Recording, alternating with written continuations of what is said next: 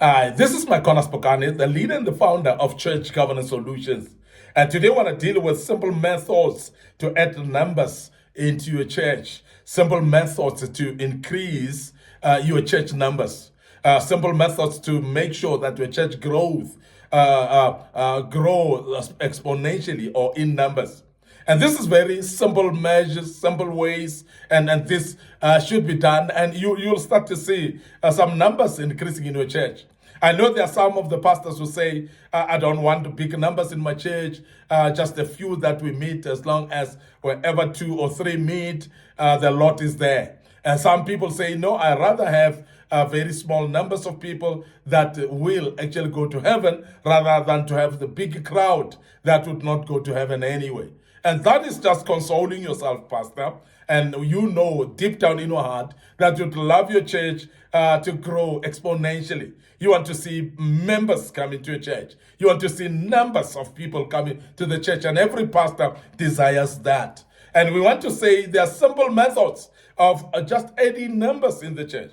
And the first thing that we want to bring upon you, for you to be aware that it's just a simple process of bringing some numbers in the church, is to make it a priority to know the plight of the local community. And that is very important, that the local community, you know what are their needs. You know what they're struggling with. You know what are they all about. If it's a poor community, you must know what is their plight. You must know what are they going through. And when you do so, you are able actually to have a targeted approach, whereby you are actually targeting the issues that they're going through in order to help the community. Because remember that communities will actually be attracted to a church that is meeting their needs.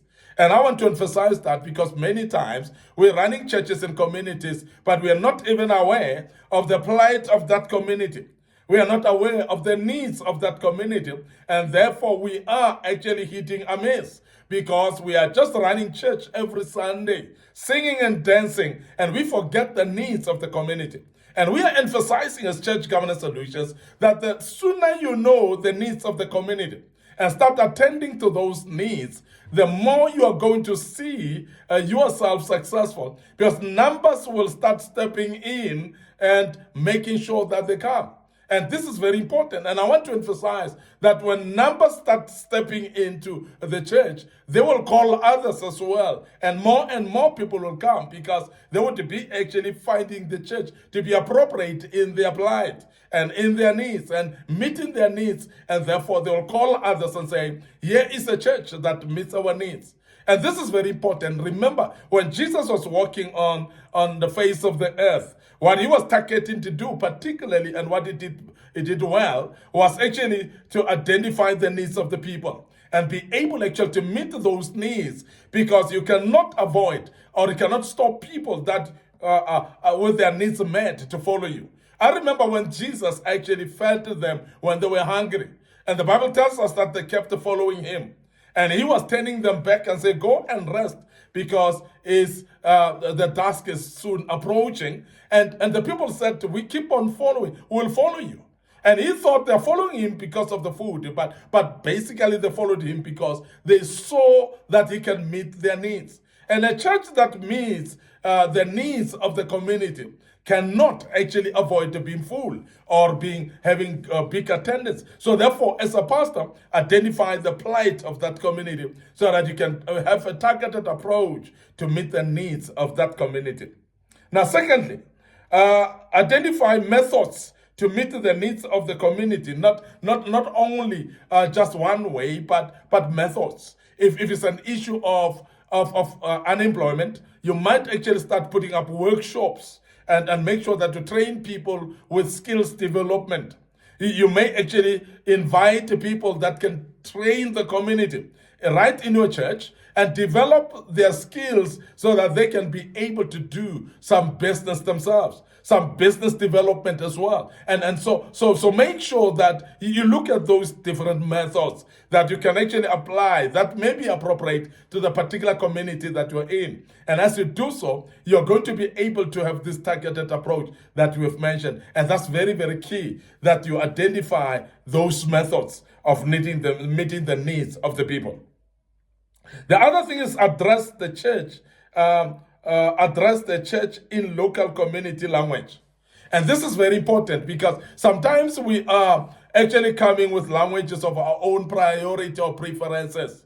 Sometimes you come in to address a very illiterate community with a language that they cannot understand. And that is actually a big mistake when you do that, because you have to identify what is the language that is common in that community. And make sure that also you prioritize the people by speaking to them with a language that they can hear and understand. And that's the reason why, if you are a minister who cannot speak the local language, you need rather get an interpreter, therefore, that will interpret to the local language as well, so that you can meet the needs of the people. And sometimes we hit a miss because we are speaking languages that cannot be understood by that local community.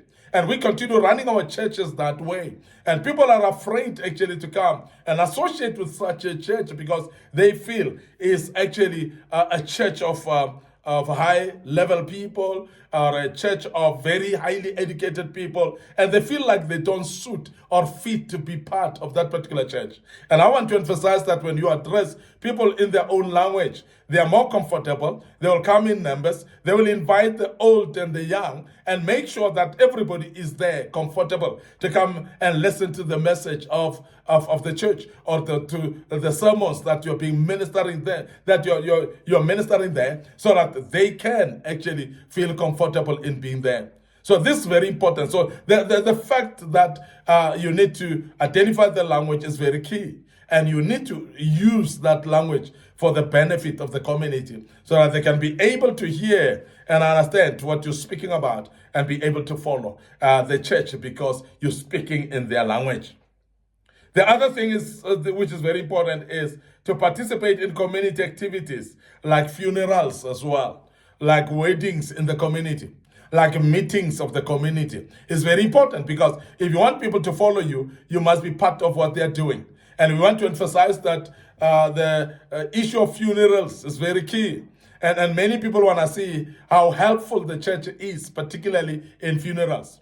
Remember that amongst the members of the community, there are those that don't have ministers of their own, those that don't have a local church, and those that don't have actually Christians that would actually assist them in their funerals.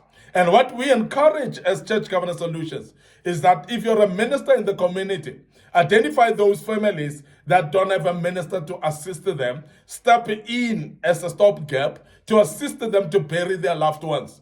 And as you finish burying their loved ones, the care that you show for them will not go in vain. And majority of the times we have seen that those communities and families that you have helped during their funeral of their loved one, we have seen thereafter they are actually seeking for to attend in the particular church that which the pastor has helped them. And majority of them really become more committed in that particular church because they have seen the help that they've received. And I want to emphasize that is very important then, that we do become aware of what is happening in the community and the activities that are happening, and you become up to date with those activities so that you can be able to attend. And we want to emphasize that some of those meetings are just not funerals, but they are actually meetings of the community whereby they need to sort out some few things. You may even provide your church building for them to come and gather in your church and have the meetings of the community in the church. And that becomes very crucial because by so doing, people then see the church as helpful and people start to decide actually to become part of the church as well. The other thing is you need to institute home visits. You need to institute home visits. And we want to emphasize that home visits are becoming very, very important, particularly in communities that are safe. And we want to emphasize also that the communities where you are, you might actually have Christians that visit people, the sick in their own houses, and minister to them by praying for them. The people that are in need of prayers, you knock at their homes and go and pray with them. And as you do so, you're basically making the people aware that you are reaching out to them. You don't actually sit in your church and expect them to be knocking at the door of the church, but you're knocking at their doors and you are extending your arms to say, we can embrace you if you come into our church. And that makes people more comfortable. When you have come to their places to pray for them, to support them in what they're going through, as we've said earlier, and that becomes very key. And as a result, what we have seen is that after that, people then find themselves actually feeling committed to the church, because the church has supported them, the church has helped them, the church has come to pray for their loved ones, the church has come and pray for their problems that they're going through. And as a result, we see that those people will come to church because they've seen the usefulness of the church. And we want to emphasize that please maybe do that. Now, the other thing is to invite the people to the church. Now, invitation is what people expect sometimes. And it's very difficult for people to watch in the morning and just walk into a church door, and unless if somebody invited them and say, I will come and fetch you and I'll go with you. And when people are having somebody who's already belonging in the church, they feel confident to follow and be part of the church, rather than to go on their own and garner boldness and confidence to go and knock at the church. It's a very difficult thing to do. And we want to emphasize that when you start to invite and extend your arms to invite the people to the church, you'll start to see more people coming, because people are waiting to be invited, rather than just to think that they will just rock up in church. So please invite them. You will start to see the progress as you do so. And we want to say also, welcome visitors. Now, the welcoming of visitors is very important, because when people come and visit, don't take them for granted. Don't ignore them. When you welcome them, you're making them comfortable to even think of coming back again. Because people, they feel actually the first impression lasts longer. Whatever they've actually experienced as you invite them becomes very key for them. And want to emphasize that you do so in regards to welcoming visitors, because welcome to visitors, they always want to come back because the first impression has actually lasted long in their minds. And we want to emphasize that please make sure that your visitors are well and thoroughly welcomed. Lastly, follow up visitors. Don't just only welcome them, but make sure that you follow them up. It could be through an SMS, WhatsApp, through dropping an email for them, giving them a call, for instance. Very, very important, because they feel very valued when you do so, because they are aware that you recognize them. And when they see you communicating thereafter, they are actually feeling the obligation of coming back again. I want to end up here today. Your host, MIcornus Phokane. I'm the leader and the founder of Church Governance Solutions. And I believe that you're learning out of this, and you've learned quite a bit out of this as well. And you will actually take it further to make sure that you welcome visitors as well. May the good Lord bless you. And before we check out today, remember our Facebook page is Church Governance Solutions, and also MIcornus Phokane. So please like those pages and make sure that you click the notification button as well. Don't forget our YouTube channel is under Young Men Empowerment Forum. And I want to urge you to visit our YouTube channel. Please make sure that you subscribe to the YouTube channel, click notification buttons as well. Our TikTok account is under MIcornus Phokane. And our young audience and viewers like this platform and want to urge you, please keep following us on that platform as well. Please share these platforms with your loved ones, your friends, your family, and also your colleagues at work, because they might find themselves very interested in this as well. So may the good Lord bless you until we meet again with another episode. May the good Lord bless you, and cheers for now.